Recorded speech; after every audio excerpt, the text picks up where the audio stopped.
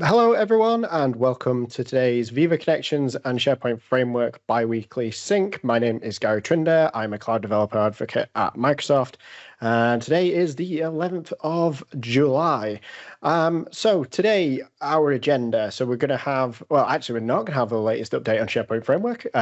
That's going to get missed out, but we do have updates on our community projects. So we're going to go through all of those and share all the latest enhancements and updates from them. Then we're going to go into picture time, and then we have three fantastic demos for you today. We have Guido, Stefan, and Adam covering PMP dashboard controls, improving your dev process. We've got some SPFx and more SPFx with the SharePoint Framework Toolkit. So really looking forward to those.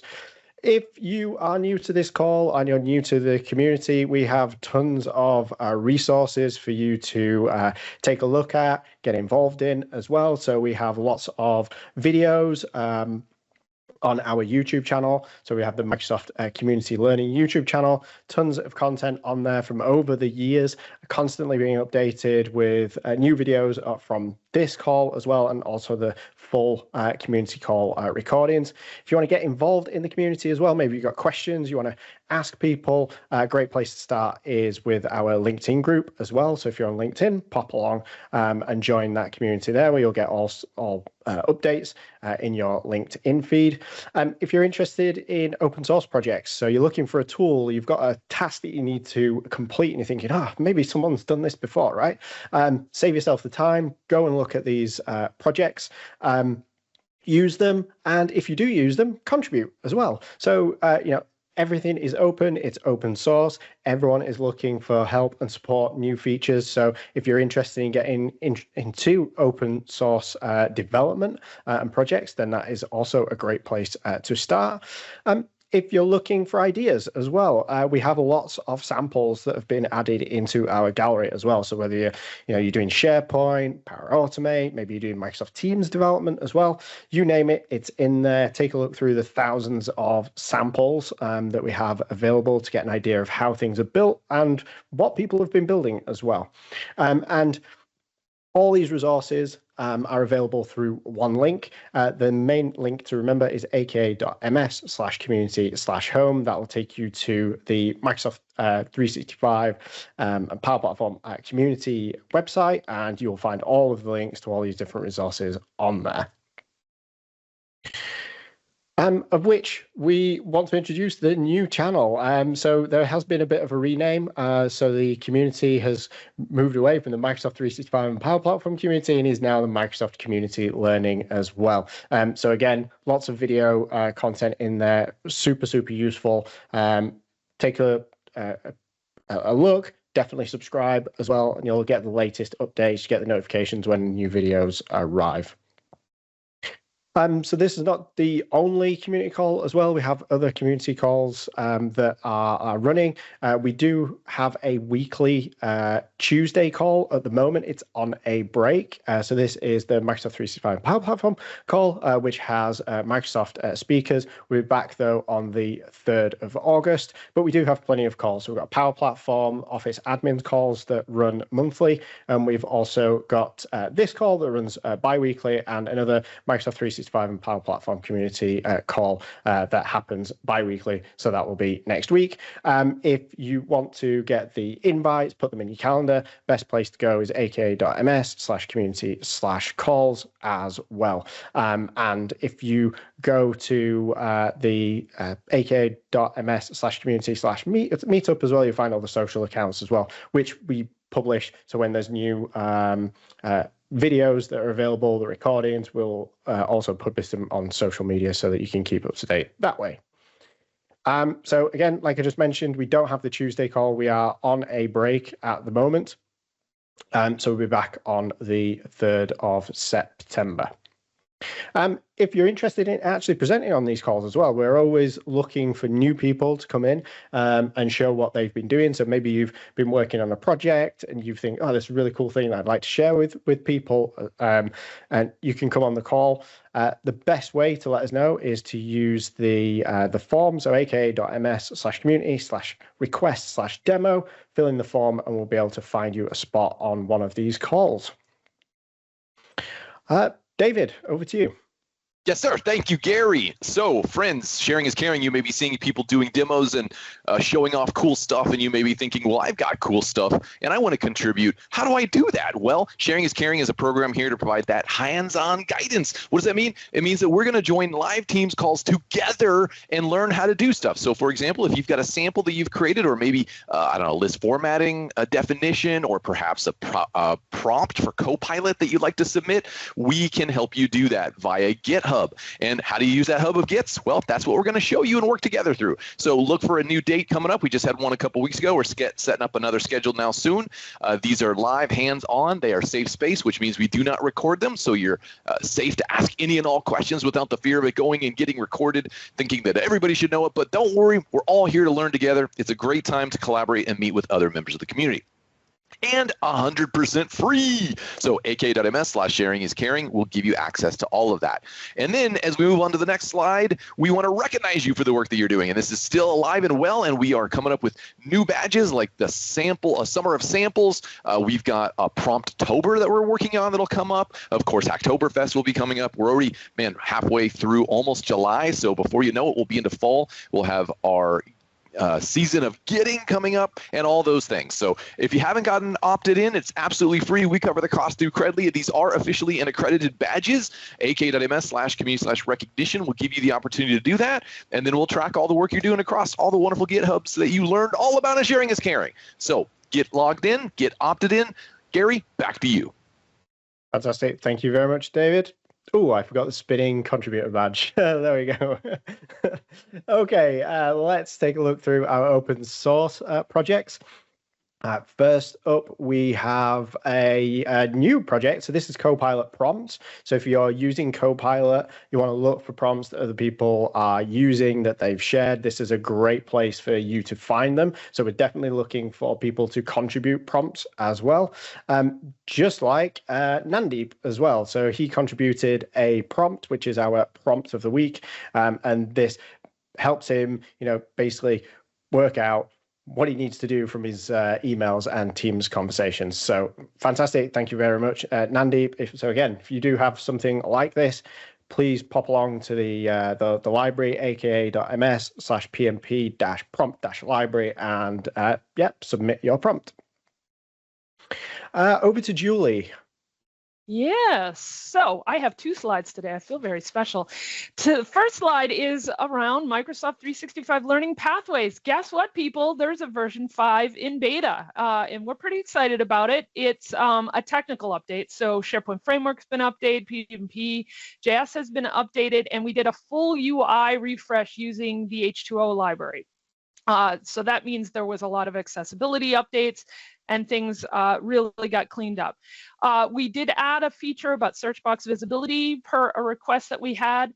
And because I was feeling spicy, I decided to add a custom analytics webhook now. So you can look at the docs and set up your own endpoint. And anytime someone views a resource in the web part, it will throw a post request over to your webhook so that you can tell some things about what happened.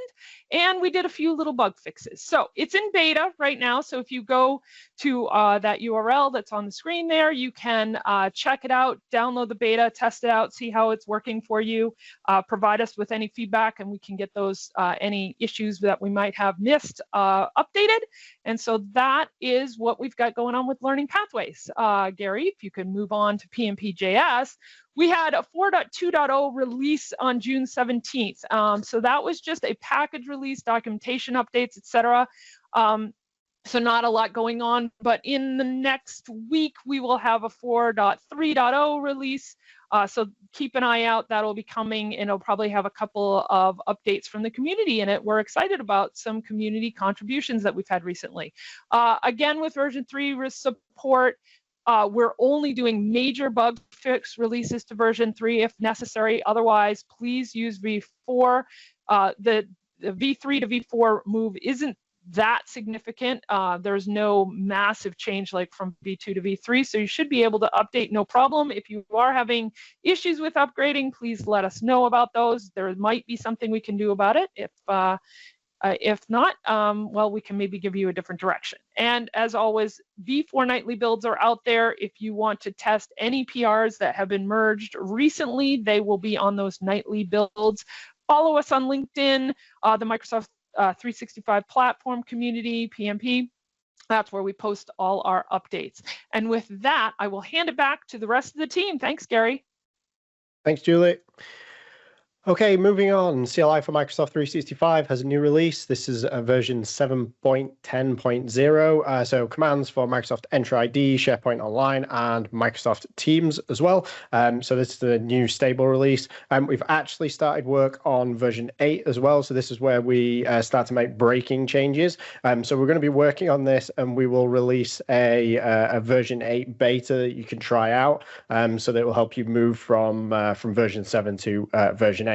But if you're wanting to use the latest version of CLI for Microsoft 365, you can get that from npm if you just use the @latest tag. And if you're using our Docker container as well, you can also use the latest tag there to get the latest version.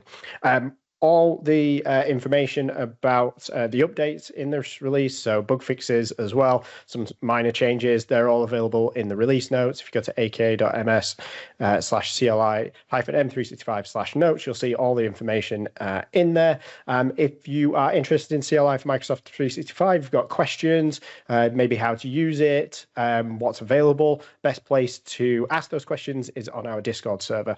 So it's really active, people posting questions and answering them all the time. If you want to get into there, so that our invite is aka.ms/CLI-M365/Discord.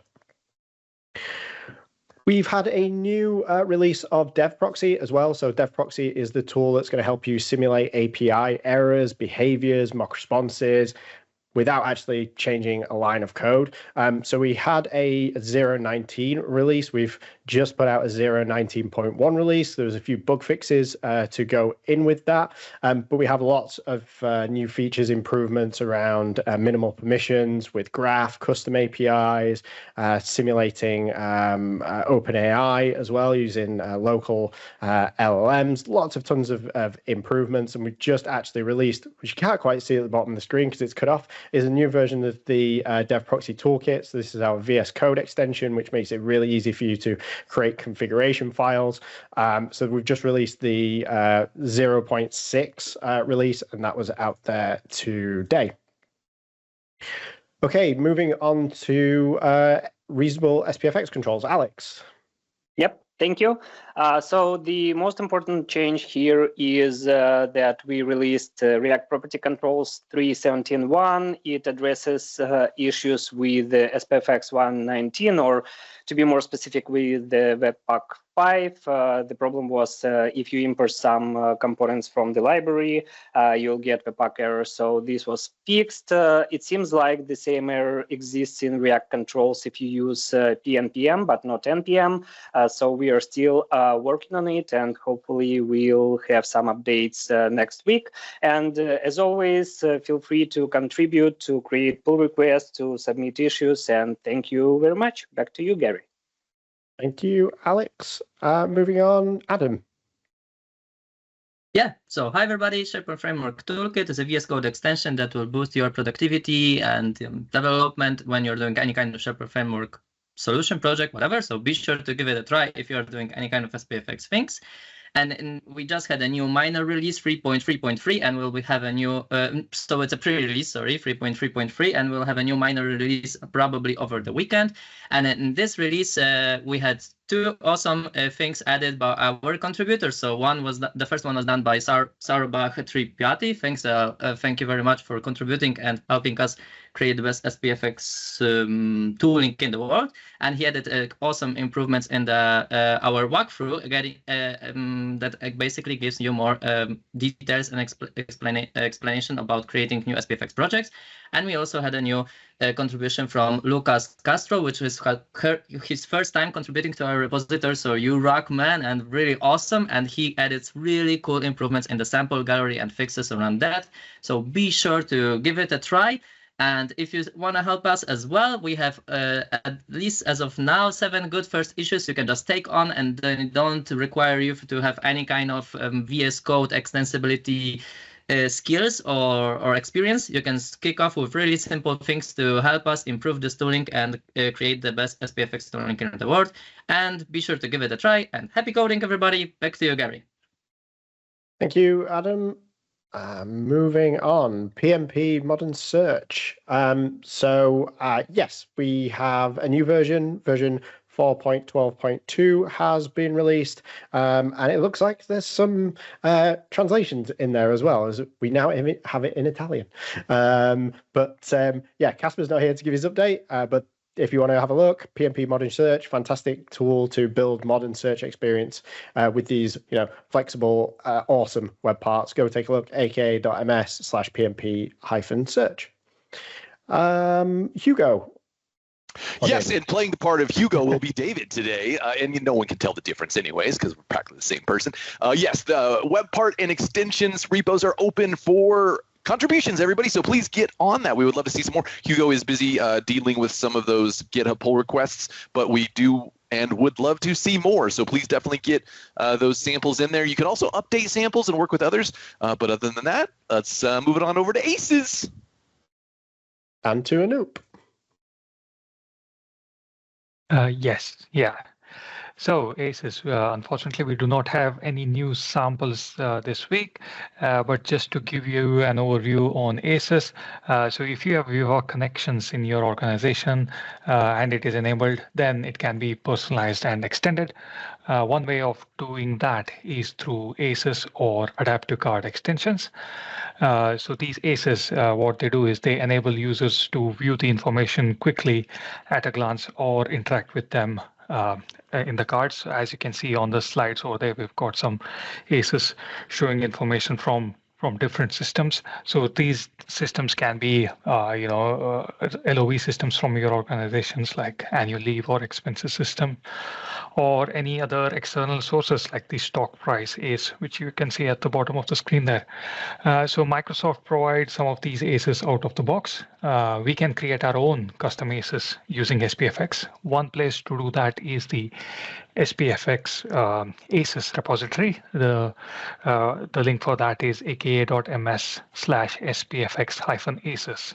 So do take a look at that repository for some cool samples and contribute some samples as well. Thank you very much. Awesome. Thanks, Anoop. And let's over to David for picture time.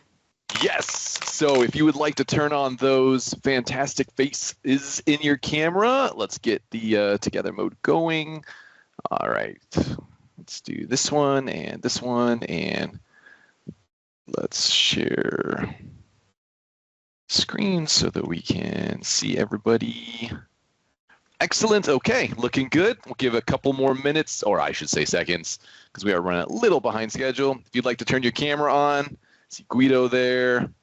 Woo, excellent. Got a few more seats, everybody. I'll give it just a few more seconds. If you want to turn it on, wave hello. No, it's summer, so there's less of us here. All right, yeah, it's coming in. Nice, excellent. Got the teddy bear. All right, very good. All right, okay, let's kick this off so we can get into our excellent demos. All right, wave to the camera, everybody. Woo! You looking fantastic. Love to see it, love the passion. Thank you for doing all that you do each and every week and every day. All right, Gary, we can kick it back to you. Awesome. Right, okay, so we are into our stars of today. First up, Guido. Guido, do you want to take control? Yes, sure. Okay, sorry, just a sec. I picked the wrong screen. Okay, hello everyone. I'm Guido Zambarda. I'm a Microsoft certified senior software developer at pscs.com, and welcome to my demo, Discover the PMP Dashboard Control. These are my social handles. Feel free to contact me or follow my blog for more insights about SharePoint Framework. So, starting with what even are the PMP reusable React controls. As Alex said before about this, it's an open source project, and it's a set of reusable React controls. I counted more than 50, so probably what you want to use, it's already there, so take a look. And it's made for SharePoint Framework solutions. It's very easy and to use and install. It's maintained by the community, and I'm a proud contributor of. So, setting the context of my demo. I have a SharePoint framework solution, and I want to show multiple components in a single page, as the name suggests, maybe a dashboard. And I want to use the PMP React controls. To use those, I have to install with the npm script and go to the demo. So, searching for the right screen. Okay. Just a second. Sorry, but my tab is not working. Okay. Here I am. This is my demo environment, and this is my sample solution web part, where I created a PMP dashboard control, and I want to show you, first of all, how it renders. So we have multiple controls here, and arranged as I want. So each of these components is a widget, and with each widget you can have multiple tabs, as in the first widget you can see here. And as I said, each widget can contain various components. Here, just put some sample content, but because I'm a developer, I choose the metrics actors. So just because I like it. And proceeding, we have some other sample content and some possible link. The links down here, I will show you later in the code how to do that, but it's a property, and with that you can customize where the widget can redirect the user. Also, in this instance of the dashboard, I've enabled the ability for the user to hide certain widget. In fact, as you can see, up in the right upper part of each widget, you have the 3 dots, and if you click those, you can get an hide widget context menu. And if you click that, I just intercepted the event just to let you know that you can do something just before hiding the widget. And then if you click OK, the widget gets hide, and the other widgets will take the place instead of leaving an empty space. Also, in the 3 dots, there's a menu that can be customized. In fact, in the second widget, I've added 2 items, and those are just for showing you the ability to do that. In fact, there's only an alert when I click those, but you can put everything you want. And OK, this is the UI part. So switching to the code. This is my sample solution, and it's running on SharePoint Framework 1.18.2. And I have nothing in particular in the sample web part component, but I have everything I just showed you in the PMP dashboard sample component. And to use the dashboard, first of all, you have to import it. So I imported the dashboard control and also the widget size, and I will show you in a bit why. And also the iWidget interface, just also this for a couple of alert strings. So in the render method of my component, I have the dashboard control, where with the widgets property, you have you can manage to define what are the widgets that you want to show in your dashboard. And aside of that, you can also, as I said before, allow the user to hide certain widget. And by default is false. So if you want to allow the user to do that, you have to manually specify it. And also here is the property that allows you to intercept the hiding action that the user started. So how does the widget work? So to define the widget, you have, I put them in a separate method just for the sake of having all divided and separated. And I have the first widget here that I created just to let you know how to create the various tabs that you have just seen here. So this is the first widget, and those are the tabs. And to achieve those tabs, you simply have to define in the body an array of objects, and each object contains an ID to identify the tab, a title displayed to the user, and a content that in this case is just a text, but you can have everything you want here.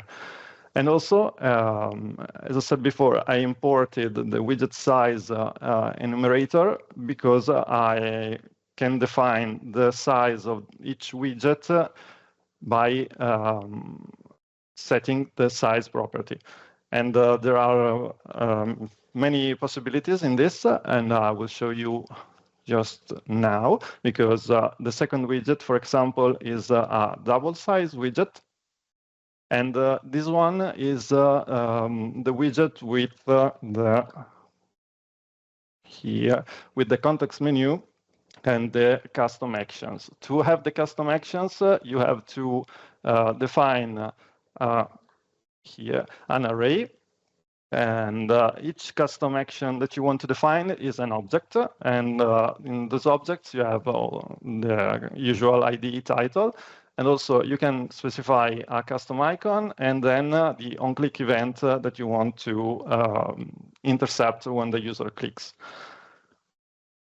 Also, proceeding with the ones. Okay, the third widget is a simple content, just to show you a minimal, let's say, a minimal widget with a single size. So it's just one column for one row.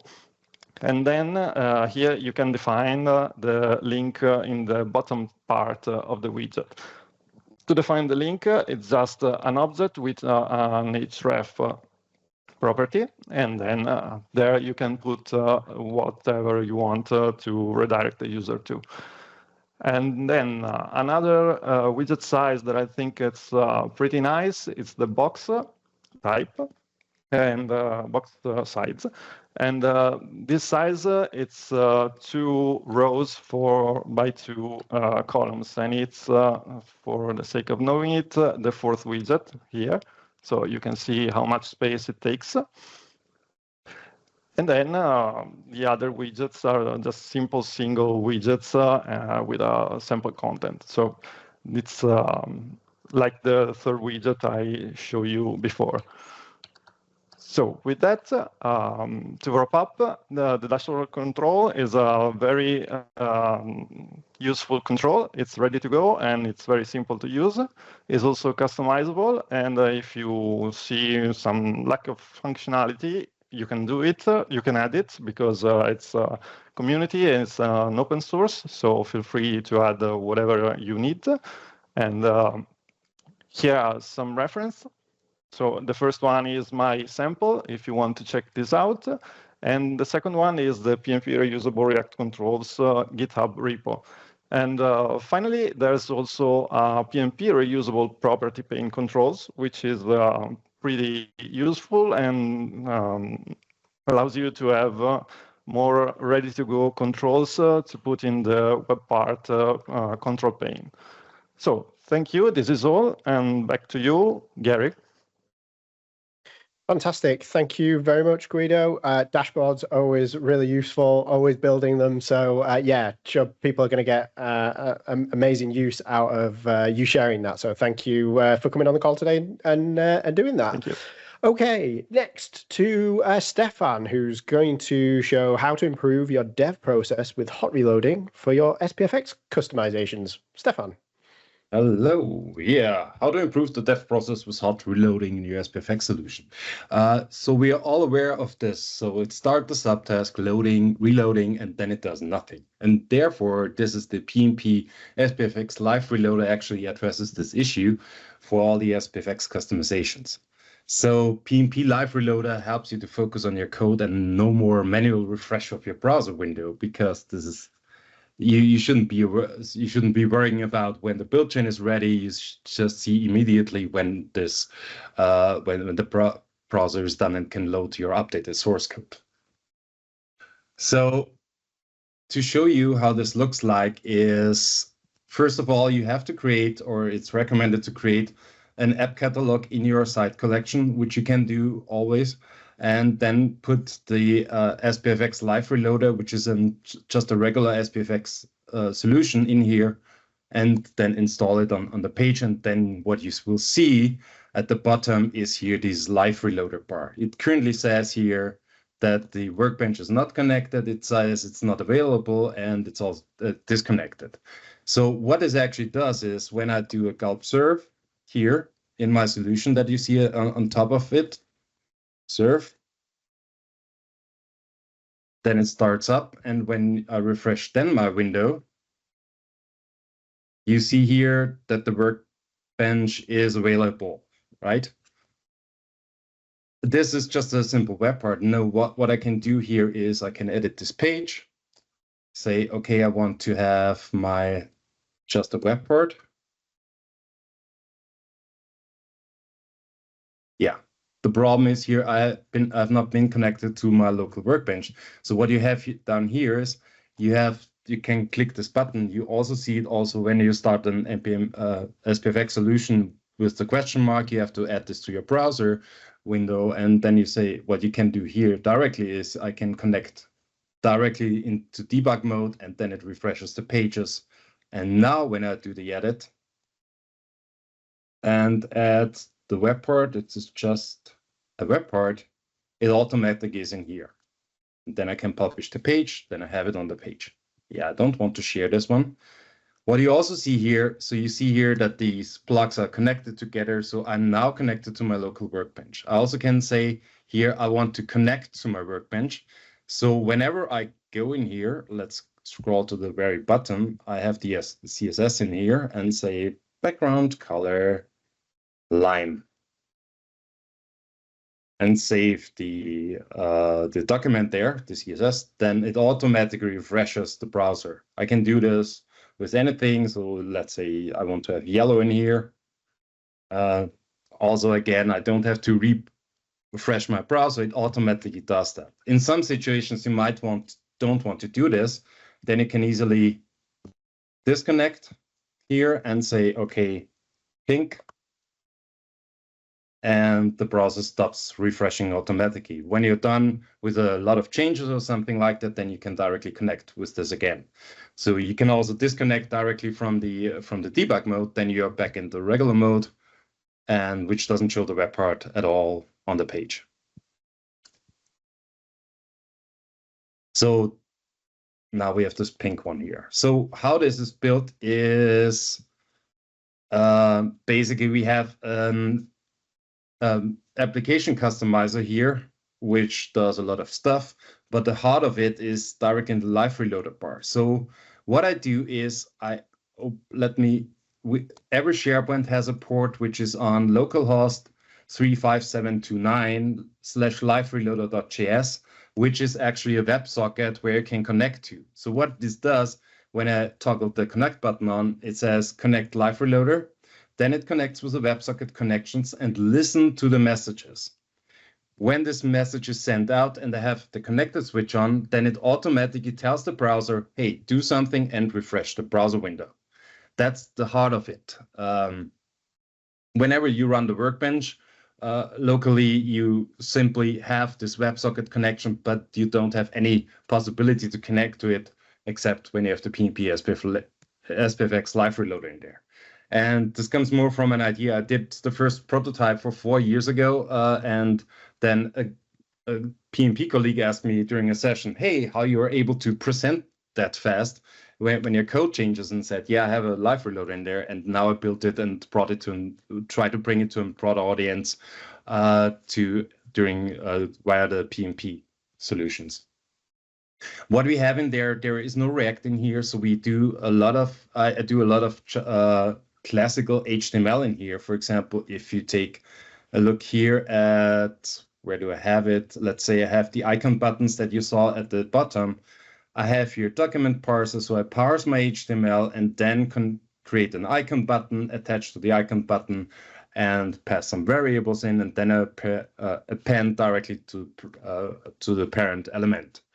So there's a reusable component that I built. Basically, it's just what you see here. It's just plain old HTML, even though there is not much HTML in here. I also have in here under common complete state management, which is in here. So we have 3 modes for now. So we have the available when the local workbench is available. The way I detect this is I simply request, is the manifest there? You see the manifest URL up here. If I can read the manifest URL, then I know the gulp surf is available and ready to work. The connected one is actually the toggle that you saw before, where I can toggle it on and off. And the debug connect is where I can directly, without having to pass in these query parameter, directly connecting my SharePoint Online into the debug mode. Yeah, so what else do we have here? So the toggle button here is an H2O toggle button, which also uses the DOM parser, which is already built into your browser. So whenever you have a string there, it fixes issues. It tells you if there are issues with your HTML code and things like that. And then I do strong typed HTML inputs, HTML label, HTML output elements, and so on and so forth. And then I just write regular JavaScript code against my HTML elements that I have in there. The styling for this web part is also in here. So we have the live reloader, which makes all this stuff scoped to our container so that we are not bleeding out any CSS that I have in there. And then I have global styles because sometimes I use third-party tools or third-party libraries like H2O and import the components in here directly. What we also have in here, if you're interested in that, so we have the icons SVG. So there are all the icons are stored in one single SVG file.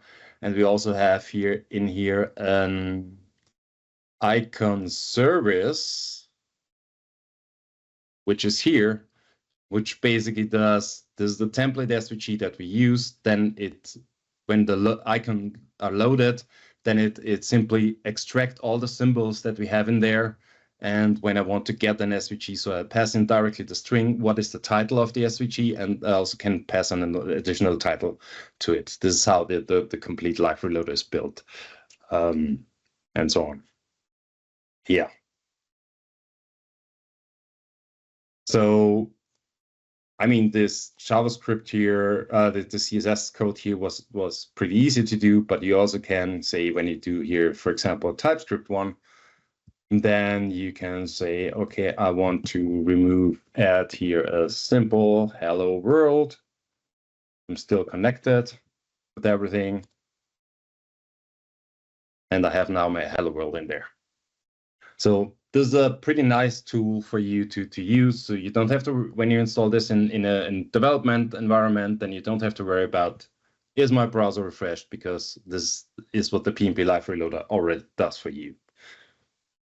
There are other things here, which is, or other considerations of future features that I want to have in here, like branding information, the color information that we have that are registered on the page from the themes and so on and so forth, the font infos with the new branding center, which fonts are actually installed on the page, what are the names of those fonts, what are the CSS variables that they use. I probably want to include an icon finder for SVG icons. So when you develop, you can directly download all the Fluent UI icons as SVGs. The manifest viewer is one thing that I had in mind.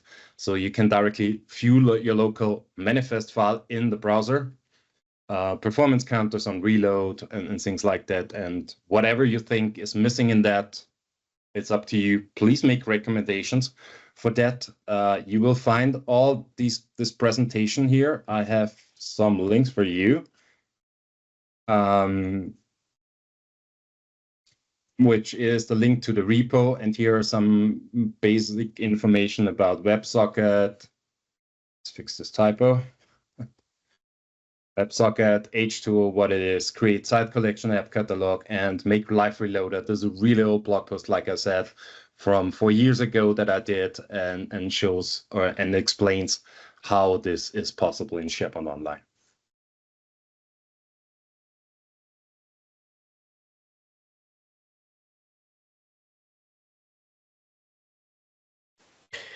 Sorry for losing. Where have we lost my screen sharing? Yes, we did. When? Just at the very end. Just then. Yeah. Further informations, and yeah, again, Perfect. go to github.com/pmp and SPF Live Reloader, which is the repo of this. And yeah, like I said, future improvements for that. Awesome. Thank you very much, Stefan. Super useful. Just helping you develop much easier, much faster, right? Just taking out that friction. Absolutely love it. Absolutely love it. Lots of questions in the chat. I'm sure you'll get in and answer those as well. Yeah. But let's move on. Let's move on to Adam. So Adam is going to tell us more about the SharePoint Framework Toolkit. Indeed, I am. As soon as it will start working, I hope you can already see my screen. We can, if you can put it in presentation mode. Yeah. I'm going to. Perfect. And I don't have a lot of slides. Okay, I hope it start working. Sorry, everybody, it's really hot. My laptop and me are just melting, and apparently my tenant as well. So let's get started. This is the third out of 3, so the last one, demo series from our demo series about SharePoint Framework Toolkit. And here, not getting started with SPFx. Sorry, it's how SPFx Toolkit can boost your productivity, or basically give you a feature for improving your DevOps. So about SPFx, and I will show it in a bit. And I'm just a standard dev, so nothing special here. If you just want to contact or share whatever tag, just reach me out directly. Okay, let's move on. And I hope I won't be doing the slides. As I said, I have a bit of a problem today with my tenant, and unfortunately I don't have a different one to work what I wanted to present today, but maybe it will work now. We'll see. If it won't, then I go back to the slides and I have a backup with this. Anyway, this is our VS Code standard kind of thing. Probably you already, most of you use and love, and this is a standard, some SPFx project I found in the sample gallery, created, whatever. And now I want to kick off my development with a CI/CD pipeline, but every time I will do some changes and push them on the main branch, so complete some PR, whatever, it will be automatically deployed for me on my tenant to the app catalog, or it could be a QA tenant that is connected with my client, and he can already see the progress and test it out and so on. It could be a daunting task, especially a challenging kind of thing, especially if you're doing it the first time. And that's why SPFx Toolkit gives you a perfect starting point, which I would say even is production ready. Let's jump into SPFx Toolkit. This is how it looks when it is in the context of your project. In the previous demos, I showed you how it looks at the beginning, and then all of those other features from the very top to this one, which I omitted last time specifically for this demo. So we have a CI/CD workflow action we can now use when you're in context of the project. Currently, we are supporting GitHub and Azure DevOps. I will kick off with Azure DevOps because I had some statistics that it's more widely used, but if I have time, I will jump into and also show you how we can do it for your GitHub. But basically, it's really similar kind of thing. And basically, you don't need to do anything because it's already pre-populated based on your project. So my project is named SPFx Toolkit Pipeline Demo, and as you can see, the pipeline name will be like this. Usually the default branch is main, so it's also pre-populated. Every time you will push something to the main branch, the pipeline will trigger itself to build your package or SPFx package and build it on pipeline. So I can change it if I'm fine with those, I can just move on. Then I can either authenticate as a user or application. I will explain in a bit. And for example, I can deploy it to a tenant, and I just can click create pipeline, and it will work. Really awesome, yeah. So there's no a lot of work. Just I can even prove it. I can click it now. It's already generated. There is some YAML. So I now have a new Azure DevOps pipeline folder. There's some YAML folder already created, and I can push it based on this YAML file, create a new pipeline in Azure DevOps, which I will do in a bit, and populate those variables based on the values I need, for example, for authentication. But it can do a lot more.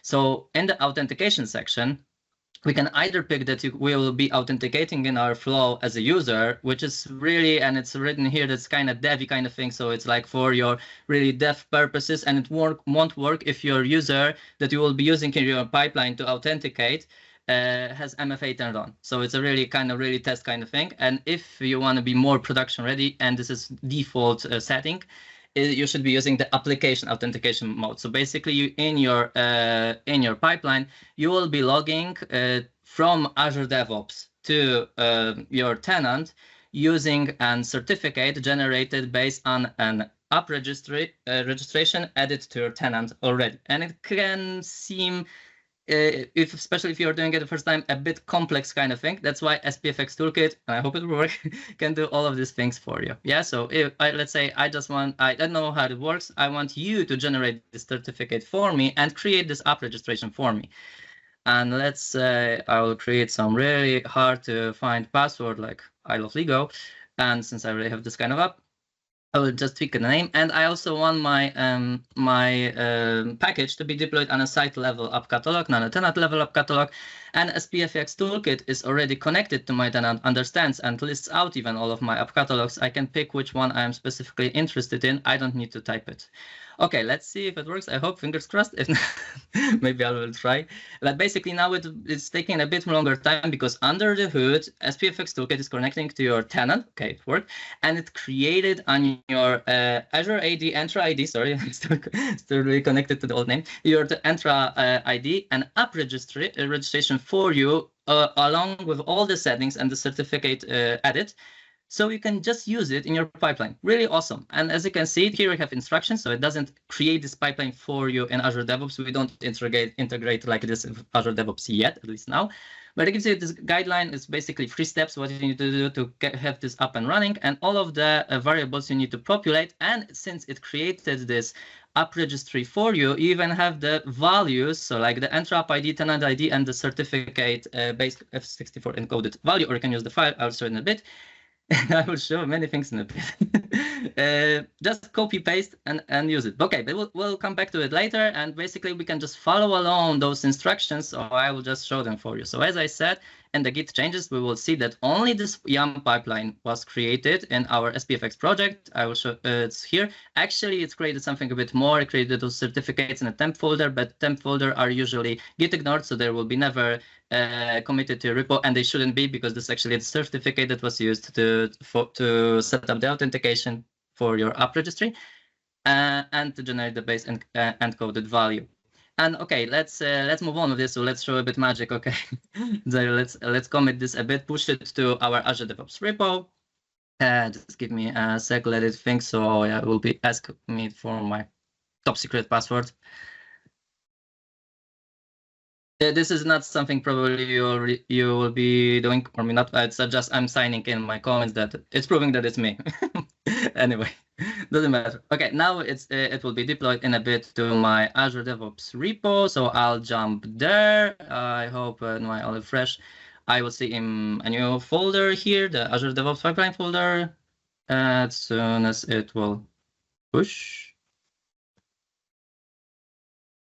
Oh, it's still syncing. Okay. I don't have time anymore to show something in the meantime. Okay, it's pushed. Let's see, it's refreshed. Okay, I have my pipeline here and my repository on the main branch already, but it won't work like kickoff initially like this.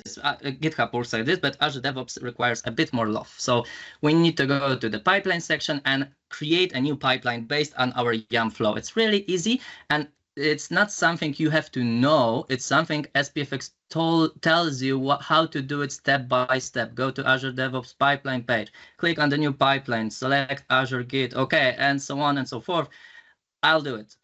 Azure repos, this is my repository and my branch, and then I'll create a new pipeline based on existing YAML file, because this is what the SPFx toolkit generated for me, and this is my YAML file I want to use to create my pipeline. That's it. Okay, really strictly easy. And we could basically, another thing we need to do, we need to populate those variables, because SPFx toolkit doesn't do it for you. It generates this application for sure. It could edit it here, but it's maybe not the best practice, and it's also something where it's recommended. So basically, it's kind of okay that you could populate it here, maybe not that kind, okay, because then you commit those values. It's part of your code, part of commit and repository.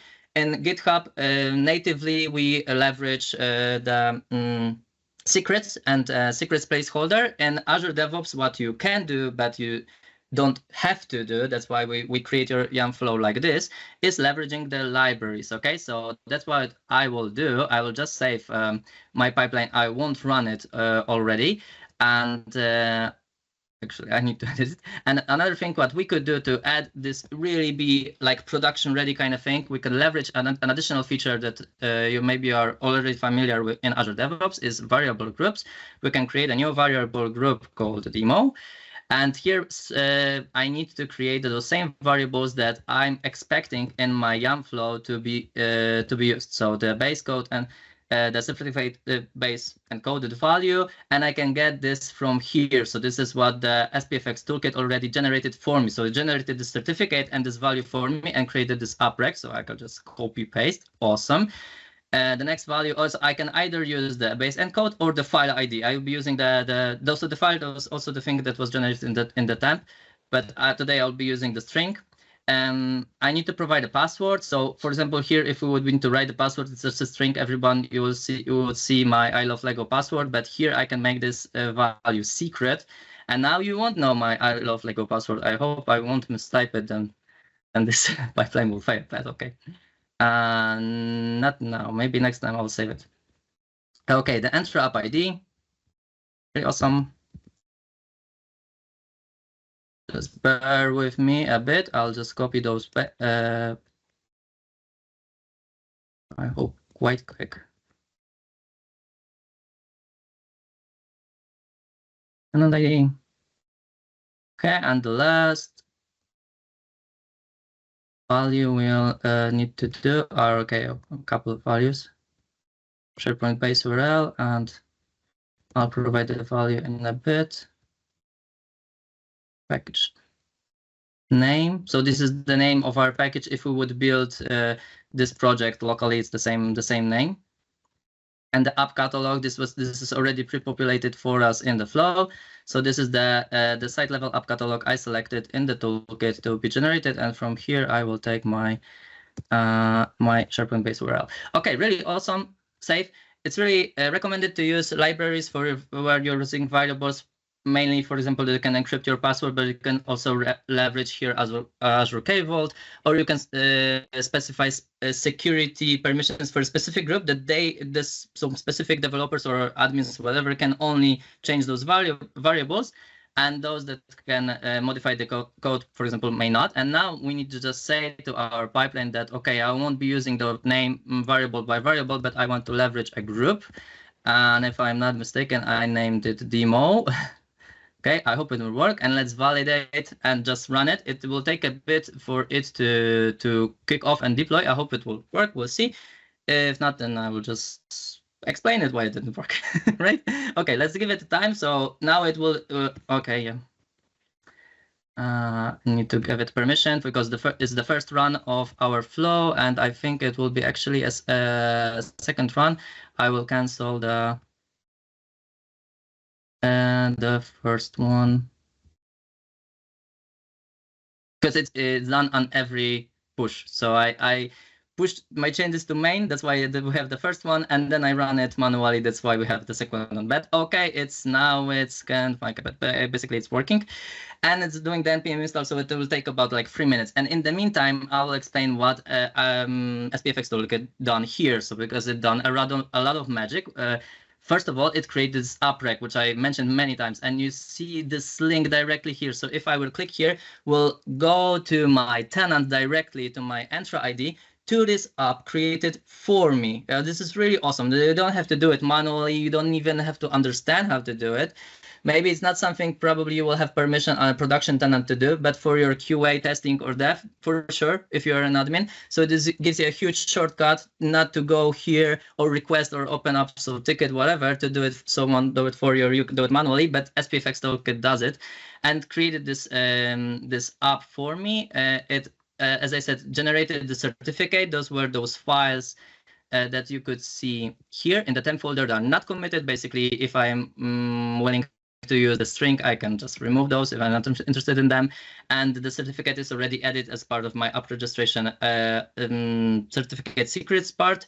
And in the API permissions, okay, here probably most of you will see that this is kind of a bit of a God mode. So because it's the site full control all, so it's a prepped ready for tenant-wide deployment, right? Kind of app registration to have this permission. It's for sure above if we are just interested in deploying to a site level app catalog, but it's a good starting point. Okay, so this is what actually is supposed to mean, do at least now. And let's see at the pipeline.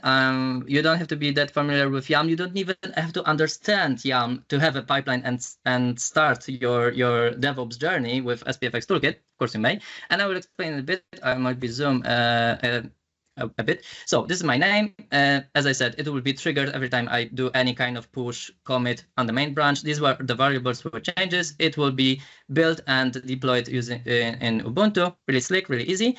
Then there we have some setup steps like set up the proper version of Node, run the npm install, bundle and package our solution. The same kind of thing you will be doing locally, and then we use CLI for Microsoft 365 under the hood. Currently, we are using it as a script. We don't have a dedicated, like in GitHub, we have GitHub Actions for CLI. So in Azure DevOps, we don't have it yet. That's why we provide this kind of script generated for you, and it authenticates using this app, set up the URL, adds the package, and deploy it. Really, I would say, simple kind of thing. And this is all regarding the flow. So as you can see, it is quite simple and supposed to be simple. So it's your starting point to have your DevOps prep after ready. So your CI/CD kind of thing. But of course, you can extend it, modify this YAML, and learn even more. And I would highly recommend this. I hope it run. Let me see my deploy. Okay, it did. It worked. Woof. I mean, I was expecting this, right? And then so I published this to the PNP demo app catalog. Let's just go to the app catalog to confirm that it's there, right? It is. Okay, awesome. Really simple thing. I think it took me about like 5 minutes to set up from nothing to a working pipeline with all the authentication, certification. A CI/CD I can just forget about and move on, and it will, every time I change something and deploy it and commit it to my main branch, it will be deployed automatically for me to a test or whatever tenant. And you can do the same kind of thing with GitHub, but as I anticipated, we have only 3 minutes. I don't have time to show it all, but just to give you a rough feeling, I won't generate the app for it. You can also specify GitHub. You don't have to change anything else. This has an additional option that you can specify, because in Azure DevOps, you can always trigger a pipeline manually. In GitHub, you can specify that it can be optional, that you want something to be triggered manually or not. So you have this possibility here. By default, it's on. And you can also create it. I didn't create the flow, the app registry, that's how it was so quick.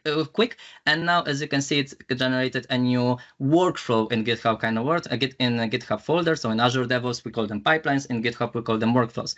And it's really similar kind of thing if you would compare YAML to YAML. But what I wanted to point out is here that we use CLI for Microsoft 365 specific GitHub actions that CLI give. That's why it looks a lot cleaner. Okay, that's fortunately all the time I had in the world. But I'll jump back to my slides. I hope it was easy and understandable for you. I know it could seem like an advanced feature. And The last two slides I have with me. So since this is the last presentation from the demo series about SPFx Toolkit, I wanted to point out what we are currently thinking about for V4, because when we are in V3, but we are thinking about V4 already. We're a bit postponing it due to a bit of lack of time. Now we are working on a major in CLI, so I'm really busy in this area. And also we are still waiting for VS Code to provide additional support for ES models. Currently it only does CommonJS, it's BT for VS Code extensions. But if we will have this unblocked, we want to release a new V4, which will support you to log into multiple accounts, which we need multiple tenants, which is really awesome. It will give you more management features around SPFx Toolkit, and this is something we already started. So we will not only show you app catalogs, but for example, apps deployed in each site a level app catalog. We'll give you a feature that will allow you to generate a dev container for SPFx Toolkit, therefore use it in Docker or give it the possibility to use it CoSpace. Really awesome. We'll support multiple SPFx projects. So let's say now we support that SPFx Toolkit only works, or maybe not only work, but understands when you're in a single SPFx solution can have multiple webparts extension, of course, but it's a single solution. What if you want to be on a root folder which has couple of SPFx solutions, and currently the SPFx Toolkit wouldn't understand it and would provide you with a welcome experience and learning guidance to start with SPFx. We want to add the support, so you can start with a top level and have managed features for your all of the SPFx solution. The SPFx Toolkit will find in this folder. Then we want to extend the scaffolding. So this is something I presented in the second demo. I already said also that back then what are the features that are going to come, and give you more settings for the extensions, because we understand that each of you probably want to customize, maybe hide some features, maybe enhance some features, or move them around to make it really your own. So this is something we want to give a customization kind of enhancements in this extension. And and of course, don't be shy. If you have any kind of ideas, cool, and if you want to help us create the best SPFx tooling in the world, please do let me know directly or visit our repo. And our repo is aka.ms/viva/vscode. Yes, because before it was Viva Connections Toolkit, but now it's SPFx Toolkit, doesn't matter.